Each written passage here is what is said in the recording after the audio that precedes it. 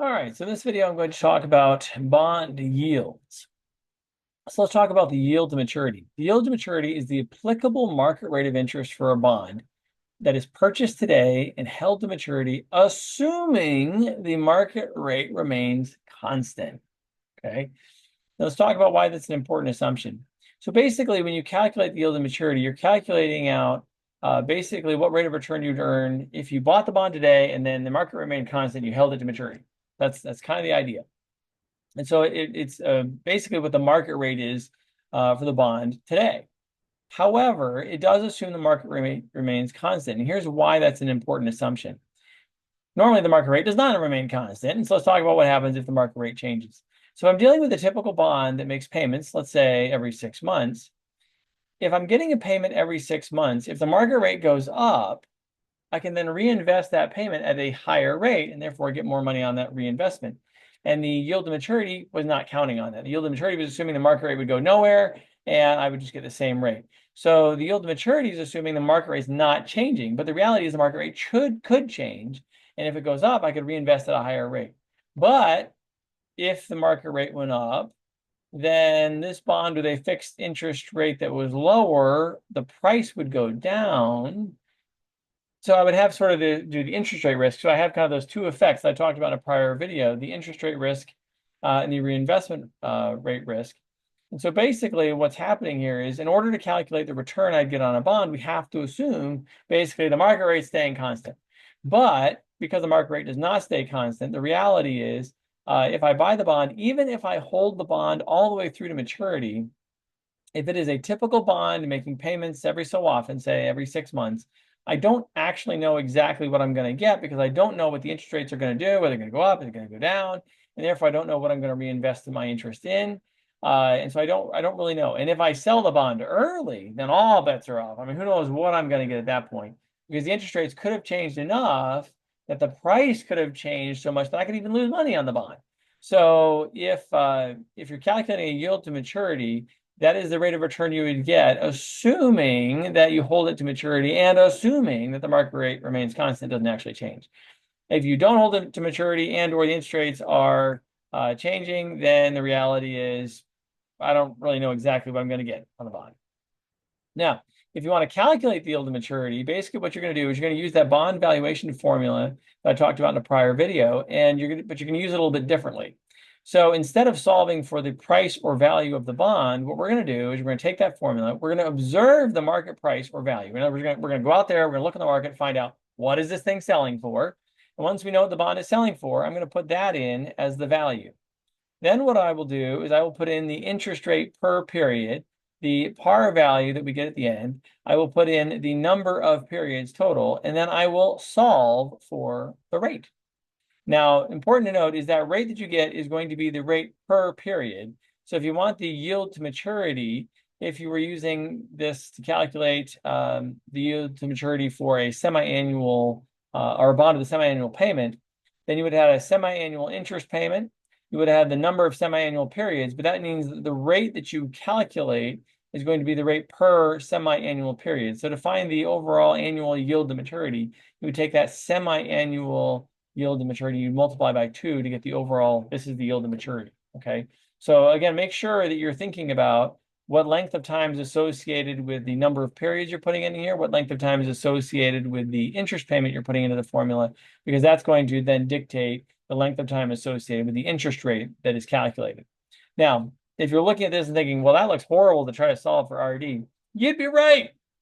But there's an easy way to do it. And that is basically you could do this with Excel. So you could do equals rate, and you put in basically the annuity payment amount. You put in the number of periods. You put in the present value.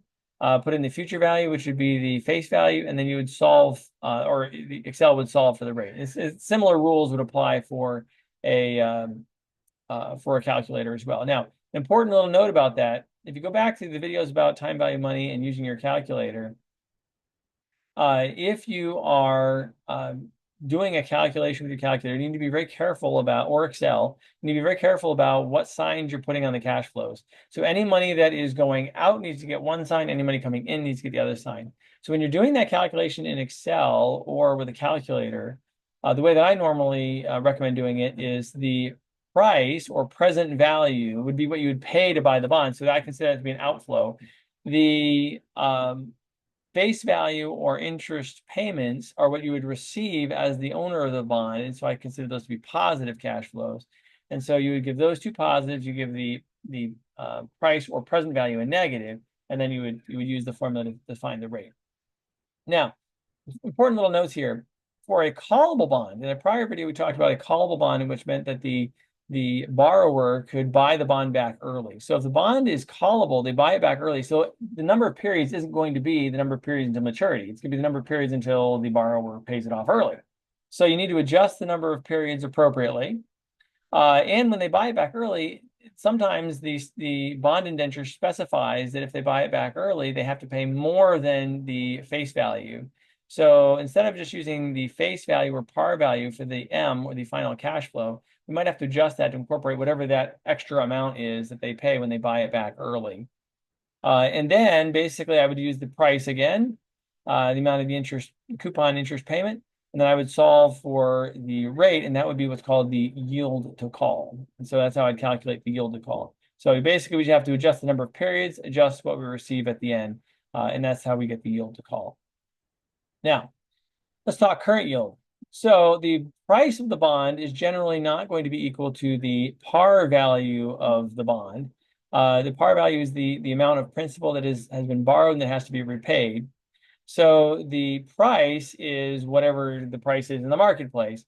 So current yield says, all right, let's take the annual amount of interest that's paid and divide it by the price. So the price is what you'd pay to buy the bond, the annual interest, the amount of cash flow you get on an annualized basis from that bond once you bought it. And so we're basically finding out, let's say I paid $900 for the bond, I'm getting $100 of interest every year. What's sort of my cash return on what I paid to buy the bond? That's the current yield. That's the basic idea.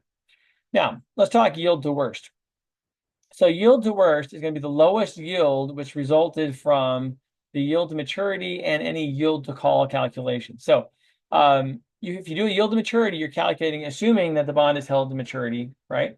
Yield to call would be, I calculate this if the bond is callable and they call it at a certain point in time and they're paying extra, what that turns into. Now, some bonds have different provisions depending on when they're called.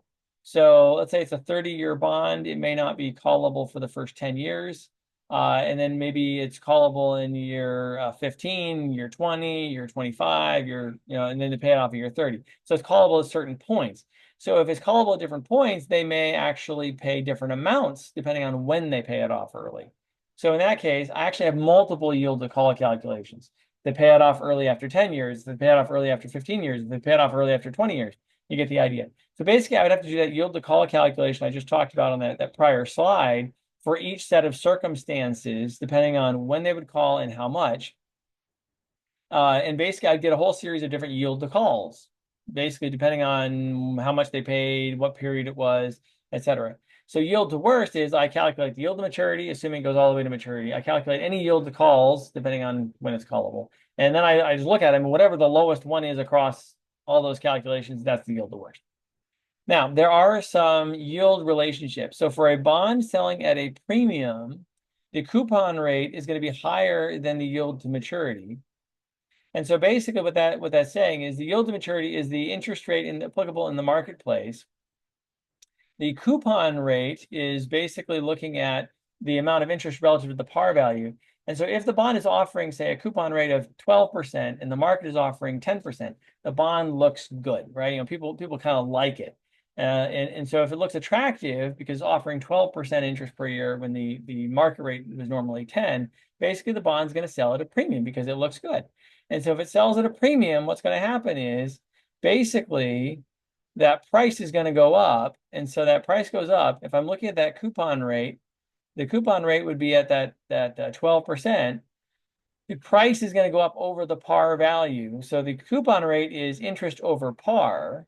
But if it looks attractive, then the price is going to go up. So I'm going to have basically the interest over a higher amount. And so the denominator is going to grow. That's going to make the current yield smaller. So I'm going to wind up with a coupon rate higher than the current yield, which is higher than the yield to maturity. If the bond is selling at a discount, let me give you an example. Let's say the market's offering 10% and the coupon rate is 6% on a bond. Okay, so the bond doesn't look as good. So in that case, in order for people to be interested in buying the bond, the price has to drop. And if the price has to drop, then what that's going to do is if I'm looking at the current yield, I'm going to have the interest amount, but this price is going to be much less than the par value, or at least somewhat less than the par value. And that's going to boost the current yield above the coupon rate, because the coupon rate would be interest over par. But now I'm going to have a price which is below par, and because the bond looks unattractive. And so the price has to drop to make it look attractive. And so with the lower denominator here, the current yield is going to get boosted up. So that's going to push the current yield above the coupon rate, but below the yield to maturity. So basically, if the coupon rate is below the yield to maturity, the market's offering something better than what the bond is. The bond has to sell at a discount to compensate and to get people to buy it. Current yield winds up in the middle. For a bond selling at a premium, the coupon rate looks better than the market, and therefore it looks more attractive. So the bond sells at a premium. Current yield winds up in the middle. So the current yield should always wind up in the middle. Now, a little note here for bond terminology. If you see a reference to 100 basis points or something like that, 100 basis points is 1 percentage point. So if a bond yield increased 100 basis points, that'd be like saying the bond yield went from 6% to 7%. If it increased 50 basis points, it went from maybe 6% to 6.5%. Okay, so 100 basis points is 1 percentage point. 50 basis points would be half of a percentage point. Okay, and so on. Hopefully, this video has been helpful. Thank you so much for watching and have a great day.